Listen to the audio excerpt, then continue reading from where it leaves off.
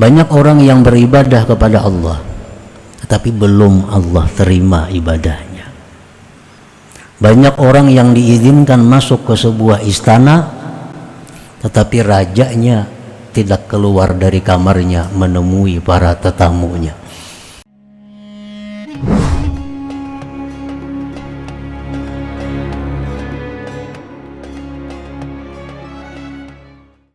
Para muhibbin rahimakumullah, al-hikmatu tsalitsatu wa tis'un minal hikamil ataiyah. Hikmah yang ke-93 dari al-hikamil ataiyah. Qala al-Imam Ahmad ibnu Athaillah Sakandari rahimahullah wa nafa'ana bi ulumi wa asrari. Berkata Imam Ahmad ibnu Athaillah As-Sakandari rahimahullah wa nafa'ana bi ulumihi wa asrarihi. Rubbama fataha laka babat ta'ah wa ma fataha laka babal qabul. Yang artinya, kadang-kadang Allah subhanahu wa ta'ala membukakan bagi engkau pintu ketaatan, dan tidak Dia bukakan bagi engkau pintu penerimaan. Artinya, kadang-kadang Allah subhanahu wa ta'ala memberikan kepada seseorang itu hidayah, memberikan taufik sehingga dia bisa taat kepada Allah, tetapi hanya sebatas itu. Taatnya belum Allah buka pintu kabulnya. Banyak orang yang beribadah kepada Allah, tetapi belum Allah terima ibadahnya. Banyak orang yang diizinkan masuk ke sebuah istana, tetapi rajanya tidak keluar dari kamarnya menemui para tetamunya. Nah, demikianlah perbandingannya.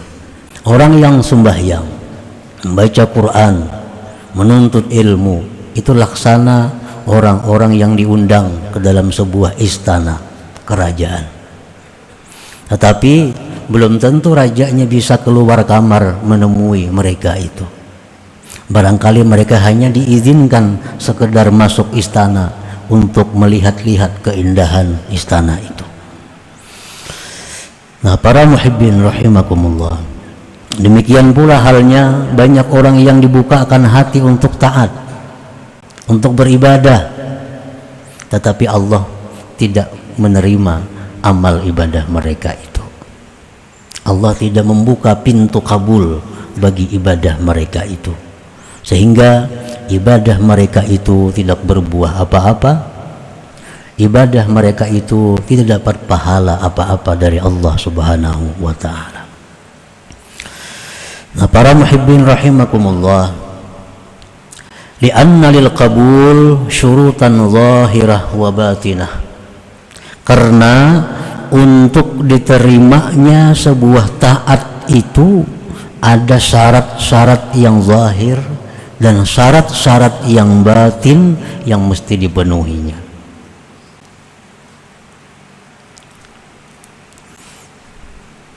Tanpa syarat-syarat itu, maka taat ini tidak diterima oleh Allah subhanahu wa ta'ala. Nah, itulah sebabnya tidak semua taat bisa diterima oleh Allah. Tidak semua taat menghasilkan pahala. Tidak semua taat menghasilkan buah. Tidak semua taat menghasilkan surga. Karena banyak taat-taat hamba itu yang hanya sampai di atas kepalanya, tidak sampai ke hadirat Allah subhanahu wa ta'ala. Para muhibbin rahimakumullah, pamin syurutiha zahirah, setelah syarat-syarat taat yang diterima yang zahir, ada fi waktiha, menunaikan taat itu di dalam waktunya. Menunaikan taat itu di dalam waktunya. Nah, apabila sebuah taat itu kita kerjakan sudah lewat waktunya, nah, tentu tidak akan diterima lagi oleh Allah Subhanahu wa ta'ala. Kalau kita undangan pengantin jam 1 sampai jam 4, itu undangan. Datang pukul 6, tetap disilahkan masuk beri ampun rumah, tapi makanannya sudah habis, hidangannya sudah habis. Qala Nabi sallallahu alaihi wasallam, thalathatun la yaqbalullah minhum salatahum, zakara minha wa rajulun atas salata dibara. Ad-dibar ay ya'tiyaha ba'da an tafutah. Rasulullah sallallahu alaihi wasallam bersabda, 3 kelompok yang mana Allah tidak menerima dari mereka itu sembahyang mereka. Rasulullah menyebutkan dari yang 3 itu ada seorang laki-laki yang melaksanakan salat sesudah habis waktunya. Sembahyang itu ada waktunya. Zuhur dari jam 12:04 sampai jam 3 sekian. Kalau kita sembahyang zuhur jam 4 tutup sudah. Itu ada zuhur lagi yang masuk asar. Jadi sembahyang kita zuhur itu, walaupun kita menunaikan kewajiban kita lepas, tapi samarahnya, buahnya, pahalanya kada kita dapatkan lagi. Waktunya sudah habis. Nah, jadi taat itu mesti berada dalam waktunya. Nah, ini syaratnya yang zahir. Orang keasikan begawi, bekerja waktu zuhur, asik sehingga liwat teka asar. Nah, sembahyang zuhur tetap wajib baginya, tetapi tidak akan dapat pahala karena Allah tidak menerima sembahyang seseorang yang dilaksanakan di luar waktunya.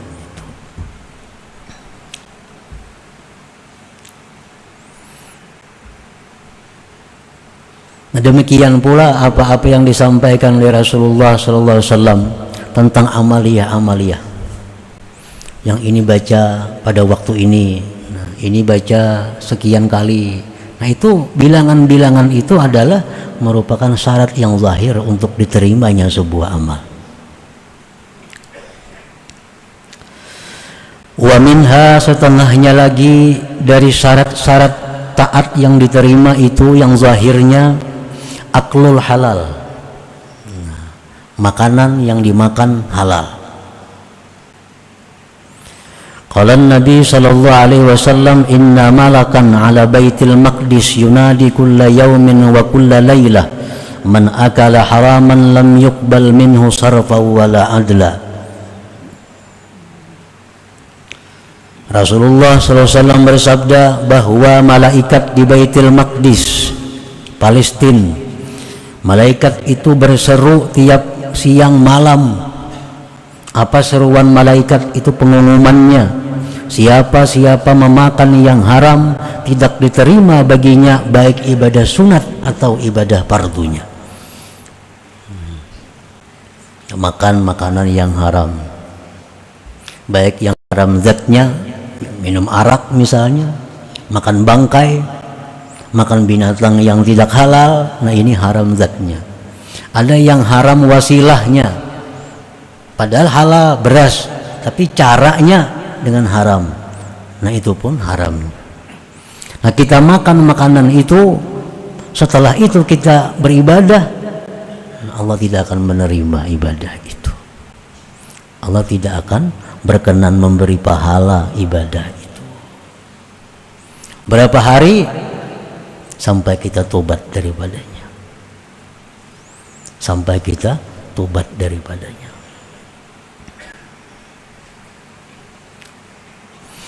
Walibasul halal, pakaian halal. Qala Rasulullah sallallahu alaihi wasallam, man ishtara thawban bi 'ashrati darahim wa bi thamanihi dirhamun min haramin lam yaqbalillah lahu salatan ma dama alaihi. Barang siapa yang membeli pakaian dengan 10 dirham dan pada harganya itu ada 1 dirham dari yang haram, Allah tidak menerima baginya sembahyang selama pakaian itu ada di atas tubuhnya. Rupiah yang kita bawa dalam sembahyang, yang kita bawa dalam berzikir, kita bawa dalam baca salawat, rupiah, baju, tapi cincin, jam tangan, kacamata, nomor kacamata, apa yang kita pakai, nah di situ ada haramnya, maka apa yang kita perbuat itu pun Allah tidak akan berkenan memberikan pahala, memberikan ganjarannya. Nah ini syarat-syarat yang zahirnya. Wa malul halal, harta yang halal, in kanatit ta'atu hajjan aw sadaqatan aw nahwahuma. Harta yang halal jika taat itu berupa haji, sedekah atau seumpamanya. Qala Nabi sallallahu alaihi wasallam, man hajja bimalin haramin faqala labbaik qala malak la labbaika wala sa'daik hajjuka mardudun alaik. Barang siapa yang naik haji ada hartanya yang haram, dia berkata dalam ihram labbaik Allahumma labbaik, dijawab dengan la labbaik, tidak ada labbaik, hajjuka mardud, haji engkau ditolak. Ini syarat yang zahir untuk diterima sebuah amal. Qala Nabi sallallahu alaihi wasallam, la taghbitanna jami'al mal min ghairi hillih fa innahu in tasaddaqa bih lam yuqbal minhu. Jangan kamu ingin, jangan kamu iri, jangan kamu hendak menurut orang yang mengumpulkan harta dari jalan yang tidak halal. Orang saling kaya, sugih, tapi hartanya banyak kada halal, jangan iri, jangan dituruti, jangan ingin. Karena jika dia bersedekah dengannya, lam yuqbal minhu, tidak diterima daripadanya.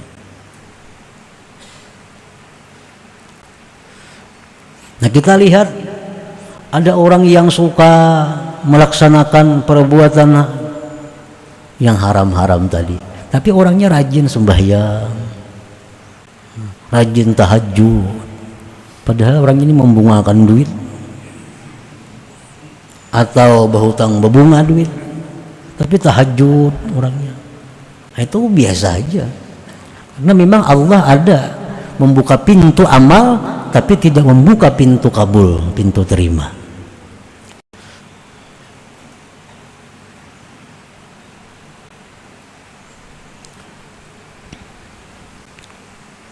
Wa minha, setengahnya lagi di antara syarat-syarat diterimanya amal itu at-taqwa.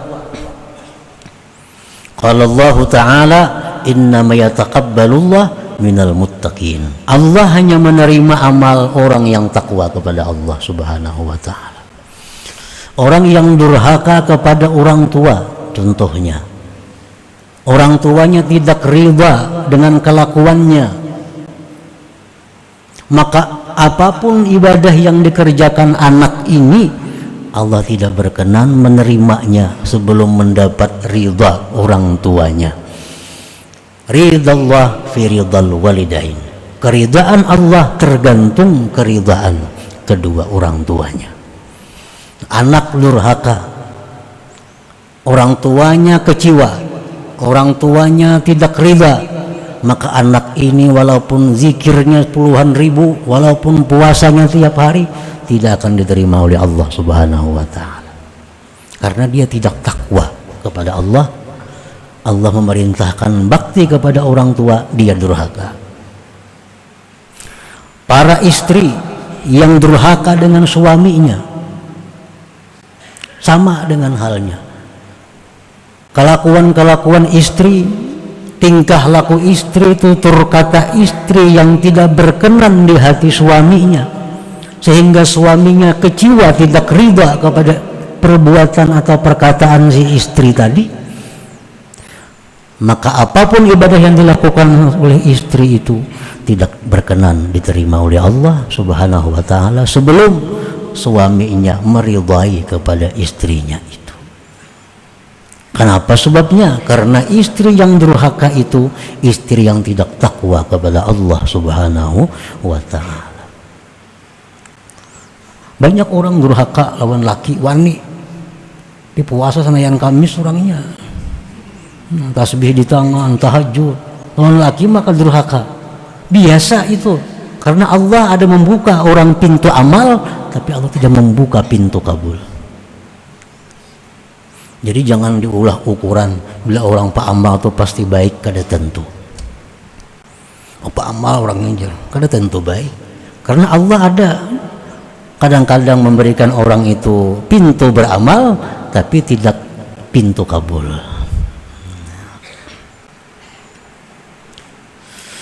Nah, para muhibbin rahimakumullah, itu syarat-syarat kabul yang zahir. Nah, jadi kita usahakan beribadah tuh pada waktunya, tenaga yang ada di tubuh kita dari yang halal, makanan minumannya, pakaiannya pakaian yang halal. Kalau kita bersedekah atau seumpamanya dari harta yang halal. Dan lagi sebelum kita beramal, kita jadikan dulu kita orang yang takwa kepada Allah. Nah, itu syarat-syarat yang dipenuhi yang zahir. Kalau ingin amal kita ini mendapatkan pahala, ganjaran dari Allah Subhanahu wa ta'ala. Wa min syurutihal batinah, setengah syarat-syarat taat yang diterima yang batinah, yang batin. Pertama, al-ikhlas. Semua persyaratan zahir sudah terpenuhi, tapi batinnya satu, ikhlas. Apa itu ikhlas? Dia beramal itu hanya satu tujuan, adalah melaksanakan apa yang diperintah oleh Allah Ta'ala. Orang yang beramal agar rezekinya murah, tidak ikhlas. Orang yang beramal dengan tujuan selamat dari bahaya, tidak ikhlas. Orang yang beramal dengan tujuan supaya orang nang kada bayar hutang, kada ikhlas. Ikhlas itu adalah memurnikan Allah dalam tujuan. Jadi beramal ini tidak ada tujuan selain satu, mencari keridhaan Allah kah, atau mendekatkan diri kepada Allah kah, atau menjunjung perintah Allah kah. Nah, itu contoh-contoh yang ikhlas dalam beramal. Qala Rasulullah sallallahu alaihi wasallam, yaqulullahu ta'ala, ya ayyuhan nas akhlisu a'malakum lillah fa innallaha la yaqbalu minal a'mal illa ma khalasa lahu. Allah Ta'ala berfirman dalam hadis kudusi, wahai manusia, ikhlaskanlah amal kamu itu untuk Allah, murnikan tujuan beramal itu untuk Allah. Karena Allah tidak menerima amal kecuali yang murni bagi Allah Subhanahu wa ta'ala. Wa minha, setengahnya lagi dari syarat-syarat taat diterima yang batin, adamul ujubi bil amal, ketiadaan ujub dengan amal. Ikhlas sudah ikhlas ini. Nah, ujub, jangan ada merasa bahwa beramal itu kehebatan dirinya. Jangan ada merasa beramal itu kekuatan dirinya. Jangan ada merasa beramal itu adalah merupakan kesanggupan dirinya. Bila demikian, ujub. Nah, bila ujub ini, maka ibadahnya, amal, taatnya itu Allah tidak berkenan. Mestinya kita beribadah kepada Allah itu kita ingat bahwa ini adalah dari Allah Subhanahu wa ta'ala. Kita bisa beribadah dari Allah, bukan dari kekuatan kita, bukan dari kemampuan kita. Nabi Isa alaihi salatu wassalam, beliau berkata, kam min siraj qad atfa'at hurrih wa kam min 'abidin qad afsadahul ujub. Berapa banyak pelita yang dipadamkan oleh angin. Berapa banyak orang yang beribadah yang dirusak oleh ujub dirinya itu. Selama kita beribadah itu ada ujub, Allah kada akan berkenan. Wa minha adamul idlal, setanahnya lagi syarat yang batin agar taat diterima Allah, tidak ada idlal. Idlal ini artinya apa? Merasa ada hak di sisi Allah karena ibadah, karena taat itu. Nah, itu idlal. Itu mesti tidak ada dalam hati kita. Jangan ada kita dengan ibadah itu, dengan taat itu merasa kita ada hak di sisi Allah. Nah, bila demikian ibadah kita kada akan sampai ke hadirat Allah Subhanahu wa taala.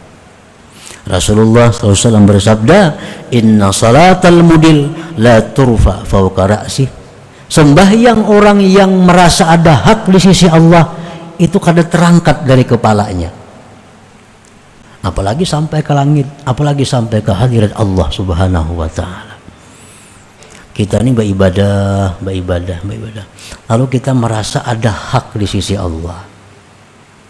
Nah, ini kalau dibiarkan kena, andai katanya berdoa lalu kada kabul, merasa aneh. Kenapa Allah kada ngabulkan doaku? Nah, merasa aneh. Itu akibat dari idlal ini.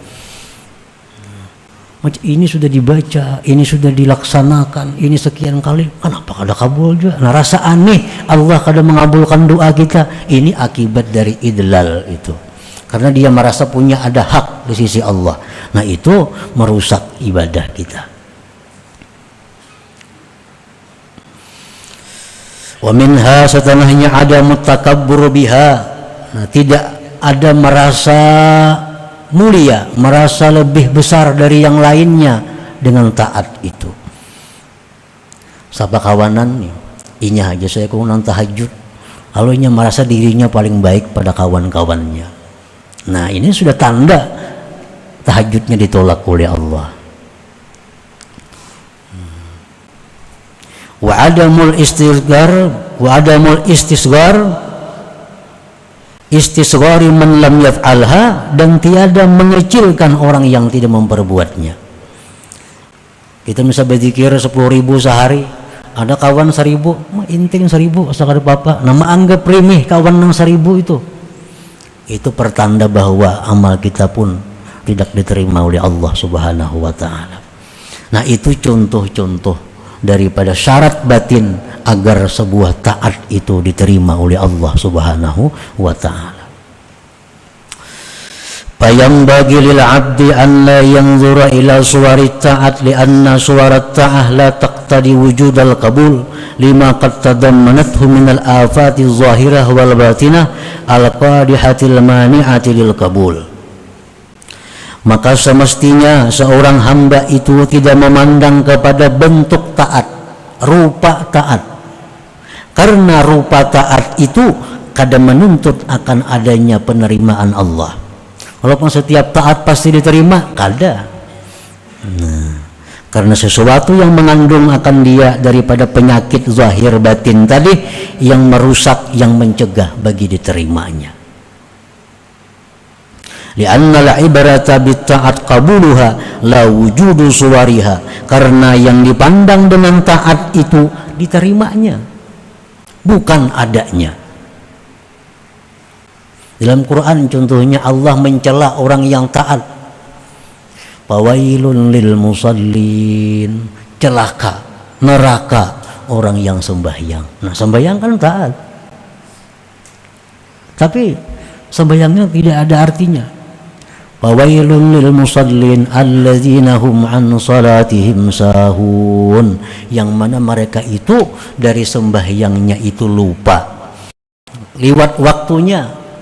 Ambilan zuhur tak pukul 5 itu diancam oleh Allah pawailun, neraka, padahal sembahyang. Nah, jadi yang dipandang itu jangan perbuatannya, kabulnya yang diterimanya itu. Ibadah yang sedikit tapi diterima itu jadi besar. Ibadah yang banyak kalau tidak diterima tidak ada manfaatnya. Coba kita bayangkan, Rasulullah menyatakan bahwa salat sunat subuh 2 rakaat itu nilainya lebih baik dari dunia dan isinya. Sedikit 2 rakaat saja, 2 rakaat sunat subuh, khairun minad dunya wa ma fiha, lebih baik daripada dunia dan isinya. 2 rakaat tapi diterima oleh Allah.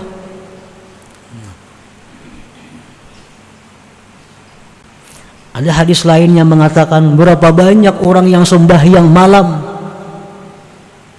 tidak ada bagian baginya kecuali hanya kesusahan dan kepayahan, pahalanya kada ada. Nah, jadi jangan dipandang rupa taat, jangan kita hanya memikirkan urusan rupa taat, tapi yang lebih penting lagi bukan hanya sekedar rupa taat yang kita pikirkan, yang kita fokuskan, tapi hendaknya bagaimana supaya taat ini bisa diterima oleh Allah Subhanahu wa ta'ala. Naik haji, jangan hanya sekedar hajinya yang kita pelajari, yang kita pikirkan, yang kita usahakan, tapi bagaimana supaya haji itu diterima oleh Allah Subhanahu wa ta'ala. Ada pakaian contohnya yang haram, ini pakaian haram. Amun kita kada berpakaian ini, kita kada kawa sembahyang. Selawar pindik ada nang halal, gamis tapi haram. Nah, kayak apa sembahyang kita? Selawar pindik. Allah menerima itu daripada kita memakai gamis tapi gamisnya yang haram. Allah menerima itu.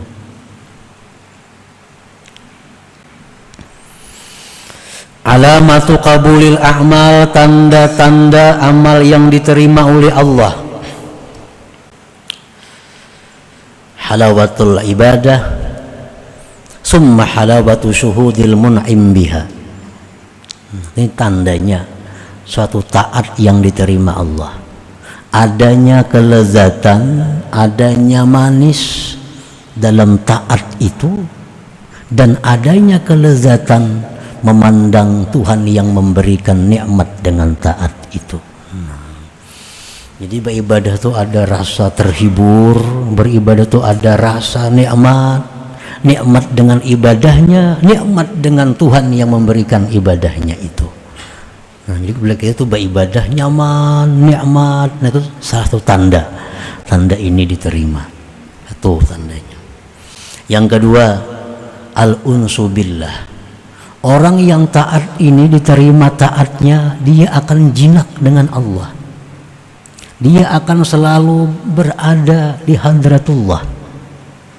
Nah, dia sangat sulit meninggalkan tempat yang jauh dari rahmatnya Allah. Masjid ini tempat rahmatnya Allah. Majlis ta'lim, majlis zikir, tempat rahmatnya Allah.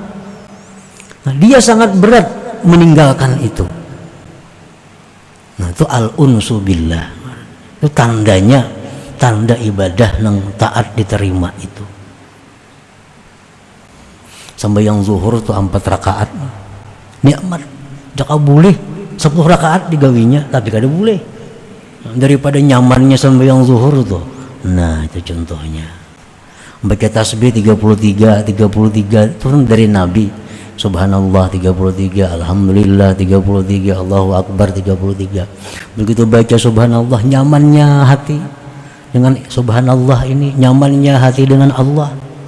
Jakanya boleh lebih pada 33, 100 ya itu dibacanya. Nah, itu tanda al-unsu billah, rasa jinak dengan Allah.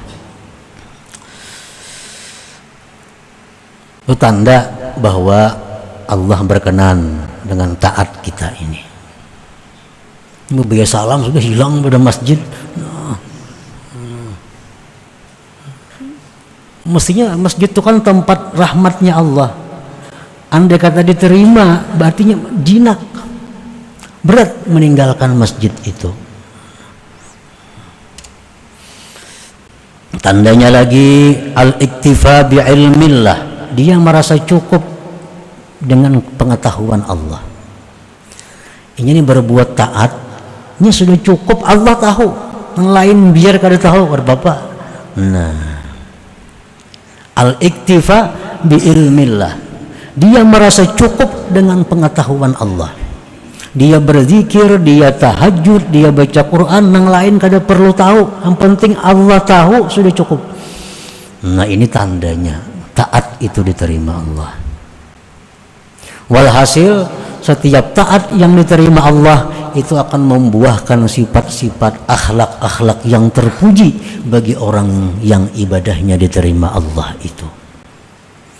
Karena setiap taat, setiap zikir, apalagi sembahyang, itu akan membentuk kepribadian seseorang, akan membentuk akhlak seseorang. Jadi taat yang diterima Allah, zikir yang diterima Allah, sembahyang yang diterima Allah, itu akan membawa perubahan dalam perilaku hidupnya, dalam akhlaknya sehari-hari. Nah, sama kan istilah orang dahulu, emang itu ada hadisnya bahwa bila udah naik haji aja kelakuan kada berubah, mardut haji itu bujur.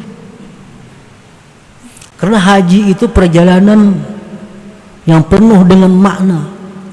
Ihram itu apa maknanya, melontar jamrah itu apa maknanya, tawaf apa maknanya, sa'i apa maknanya. Andai kata itu semua diterima Allah, akan membentuk kepribadian yang luar biasa bagi orang yang hajinya mabrur itu. Setiap ibadah yang diterima pasti akan merubah akhlak kepada akhlak yang lebih baik daripada sebelumnya. Nah, para muhibbin rahimakumullah, jadi kita pikirkan, kita usahakan bahwa sembahyang, ibadah lainnya jangan hanya berpikir sah. Bila sah cukup, jangan. Karena setiap sah belum tentu kabul, belum tentu diterima oleh Allah Subhanahu wa ta'ala. Kita pikirkan, kita jalankan, usahakan bukan hanya sah tapi supaya diterima Allah perbuatan kebaikan ibadah-ibadah kita ini. Karena tidak ada yang namanya sedikit kalau ibadah itu diterima oleh Allah. Tidak ada namanya sedikit kalau ibadah itu diterima oleh Allah. Walaupun 2 rakaat, besar maknanya asal diterima oleh Allah Subhanahu wa ta'ala. Nah, kemudian hikmah yang ke-94 minal hikam.